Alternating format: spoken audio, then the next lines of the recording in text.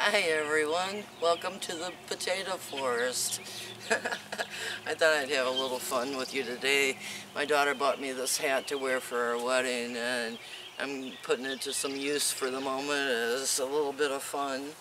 But today I'm going to plant the long season potatoes in the expansion I did to the potato garden. If you follow along with my videos, you know that I garden above the soil instead of in the soil. So with the potato expansion for this bed, I've already poured the mulch on the bottom, and that adds a protective layer so that none of the jugalone from the walnut trees up there will affect the growth of my potatoes. And this is a no-dig method that I'm using, where all I do is lay out the potatoes and pour compost on top of them. With these being long season potatoes, these will have to be hilled up a little bit, but unlike those are all short season potatoes over there, where I just have to watch, and if I see any tubers starting to rise, then I'll add some more soil. I may only hild them once. If I hilled them, I would suffocate the plant and have very few tubers. Where this one, the long season potatoes, will possibly grow up the vine more, you know, up to say 12 inches. Some may and some may not do it, but let's take a look at what I'm growing or planting here. These a friend named Tree Leaf sent me, and I kept them in the house all winter. Let me show you how I kept them. This is how I kept the potatoes all winter. That's a bubble foil, and I used to put a light in there and get my seeds going in there, but they just sat there on the shelf all winter and didn't dehydrate much. I have a couple of potatoes there I'm gonna chit. Okay, in this container, a lot of these potato tubers came from 2 potato seeds that I grew last year. And sometimes you get potatoes like this one here. These are eating size potatoes. And sometimes you get teeny tiny mini and micro tubers like this that you grow this year and maybe get bigger potatoes from, and sometimes you don't get bigger potatoes. They're like fingerlings. See that bag right there with the blue netting? That's rose fin apple. That's a fingerling, and that's the normal size for it. So when you're breeding potatoes, and you never know what you're going to create, you know, what's going to show up. But let me put these all out and show you how I'm doing it. If you take a look at these potatoes right here, this is Mars Piper. It's an English potato, and I took the stick here. I'm gonna put a different tag because popsicle sticks won't last the whole summer without washing off. But these were grown from 2 potato seeds, the tiny seed that was in the fruit last year, or the year before, and then, no, it was last year. The plant was grown, and this is what the plant produced, was this size, and I've got on the marker 310, so I know the color. And these are mid-season to early, so they actually should go possibly over there, but I'm going to put them on the edge over here. I don't normally do rows, but in order to keep the varieties separate, so I know who's growing where, I'm giving them at least a hand from here, a hand from there to grow. And see the sprouts right here? They're going to go up so that the potato will grow up. A lot of people want the sprout on the end, and only one stalk will come out.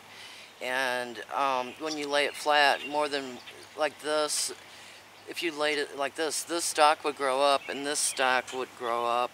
If you lay it like that, both stalks plus possibly more will grow up from there. But with Mars Piper, I want to get as many as I can, so I'm going to lay them on their side. and have the sprouts pointing up so that they're growing in that direction. And then over here, this is Bora Valley. It's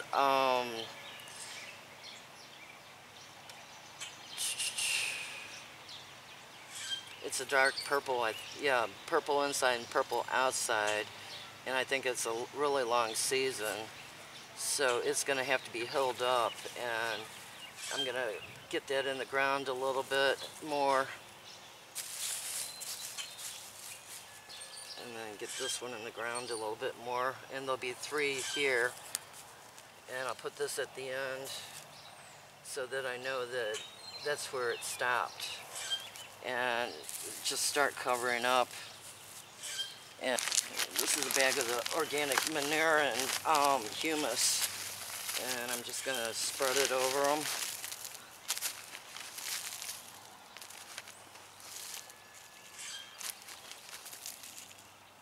And that's a Texas sweet onion that's growing over there, so I can't plant any more that way.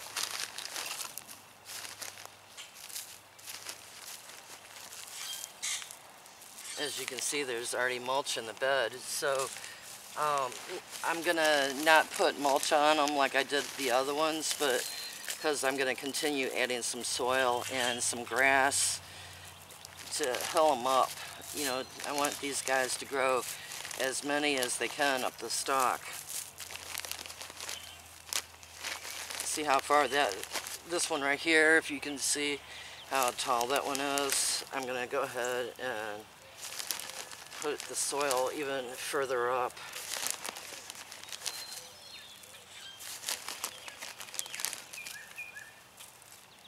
But by having how many, that there's 3 in this area on that tag there, I'll know that there's still going to be 1 growing on each side of this.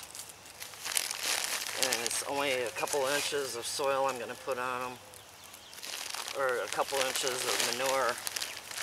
Where if you look at my early season potatoes over there that I did a no-dig, where I just put the newspaper down and poured this on top and then mulch on top, those I'll keep an eye on, because some of those are mid and late season potatoes too, and I'll have to possibly hill them up.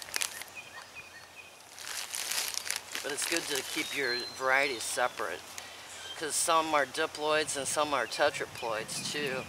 And you want to be able to find the diploids, because you have to crossbreed them. You know, take pollen from the male of one plant and put it on the female of the other plant in order to get your berries to set, unless somehow the bees go ahead and do it for you, and then you don't know what you're crossing.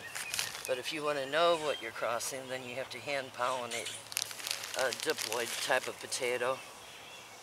And I'll get more into that when I start, when the season goes along, and I do have diploids that are in flower. But this is a sample of how to do it. Now let me go ahead and lay out the rest of the garden, and I'll bring you back. Okay, as you saw, I did the let's see, Bora Valley in the second row, Mars Piper in the first row.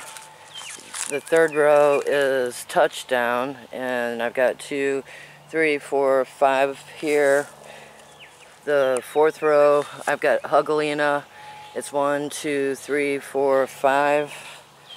The next row, I've got Katahdin. 1, 2, 3, 4, 5, and then 1 to the side. That's 6. You come over this way, and I've got 1, 2, 3 going this direction, and the tag is Poughkeepsie. There's the tag for Touchdown going that direction. Then I've got 1, 2, 3 on Pig Knuckles, and here's the tag for Huagalina going that direction. The tag for Katahdin going that direction. And then right here, Muru, there's 2 of those. And now I'm going to do is pour soil over them, or composted manure. The rest of the plants over here in this box, I'm just going to plant randomly because I didn't save. The tags washed out from all the flooding we had last year. So these guys are just randomly going to go next to each other in the rest of the bed. And I'll find another bed or something else for rose fin apple. And that's it. Okay, I'm doing 3 rows of these strange looking Peruvian potatoes. They're a dark color mixed with some red ones down there.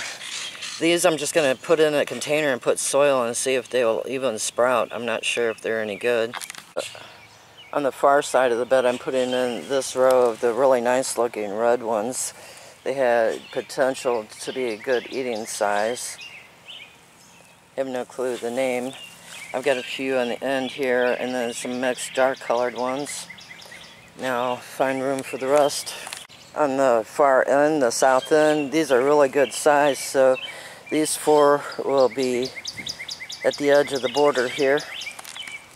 Okay, this is the rest of the garden planted, and you'll probably say they're close together and crowded, and you're pretty much right. But these guys didn't produce really big tubers last year, so I'm not going to give them a lot of space.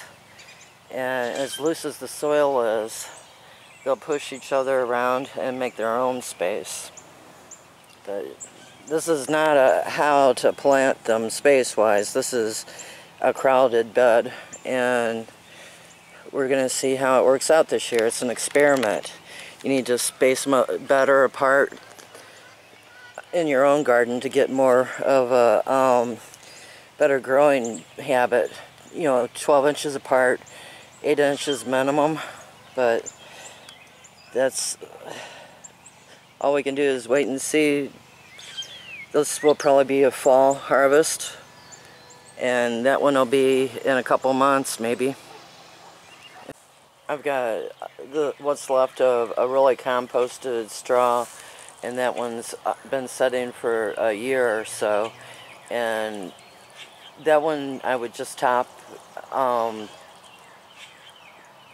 any of the potatoes with, where this one being decomposing, I would probably use this one on the one that I need to, the long season one, the one that I need to hill up the most.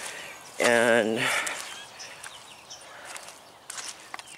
in a week or 2, the plants will be anywhere from this size to that size. This size right here isn't very high off the ground, neither is this one, so you really wouldn't want to start hilling them up. Where that one there, I would just take some compost. If this were an older bed and already set up, all I would do is take soil from the side and pull it up. Where this is a little newer bed, and you just want to get the soil up around and leave the first couple layers on it of leaves, I'm sorry. Okay, and by hilling it up like that, you're preventing potatoes from being exposed to sunlight. If you have straw, I would put straw. This is an aged straw, where I have other straw that's fresher, that's only been sitting about a year. If you don't have straw, you can just cut your grass and put the grass clippings around it to retain the moisture and prevent the potatoes from being exposed to sunlight. Because if the potatoes that you're growing turn green, that is somewhat toxic. You know, kind of like when you bite into a potato that's got black on it, you can taste the bitterness. And it's really hard to eat a potato that's really toxic. So I don't think you would end up getting poisoned on a bad potato, because I don't think you can stomach a bad potato. Your taste buds won't let you do it.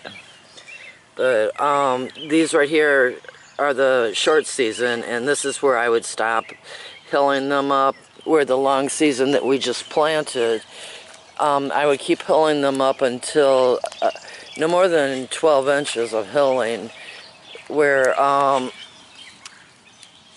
those over there would be like, say, 4 inches of hilling up at the most. We had, after I planted this yesterday, we ended up having torrential rains, and you can see that some of the garden still has water floating in it.